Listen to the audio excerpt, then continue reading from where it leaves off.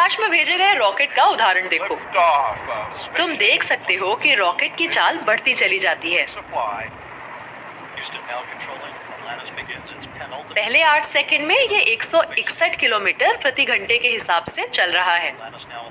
जब पहला मिनट समाप्त होता है तो यह 1609 किलोमीटर प्रति घंटे पर होता है और 2 मिनटों में इसकी चाल 4828 किलोमीटर प्रति घंटा पहुंच जाती है।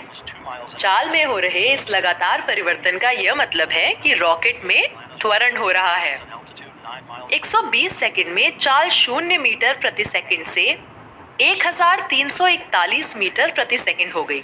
इसलिए कुल त्वरण 1341 मीटर प्रति सेकंड को 120 सेकंड से भाग देने पर मिलेगा, जो कि होगा 11 मीटर प्रति सेकंड हर सेकंड में।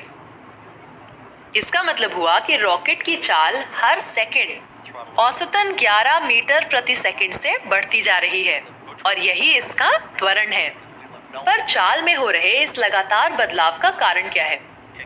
रॉकेट के ईंधन के लगातार जलने से एक बल पैदा होता है और इसी बल की वजह से उल्टी दिशा में यानी आसमान की तरफ काम करने वाला एक और समान बल पैदा होता है, जिसकी वजह से रॉकेट का त्वरण होता है।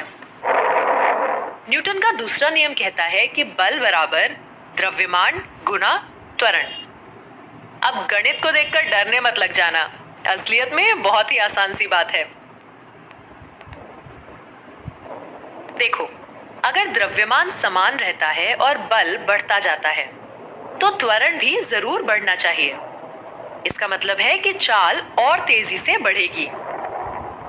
पर जब द्रव्यमान छोटा होता है लेकिन बल समान रहता है तब भी त्वरण ज्यादा बड़ा होगा और चाल ज्यादा तेजी से बढ़ेगी। और क्या होगा जब बल समान है लेकिन द्रव्यमान बड़ा है? अब त्वरण कम होगा, चाल धीरे धीरे बढ़ेगी। बस एक बार ये बल, द्रव्यमान और त्वरण का रिश्ता समझ आ गया तो फिर तो इसकी गणित बच्चों का खेल है। तो याद रखना कि बल की वजह से त्वरण होता है और ये त्वरण बल की दिशा में होता है, यानी बल ज्यादा तो त्वरण ज्यादा। भूलना मत।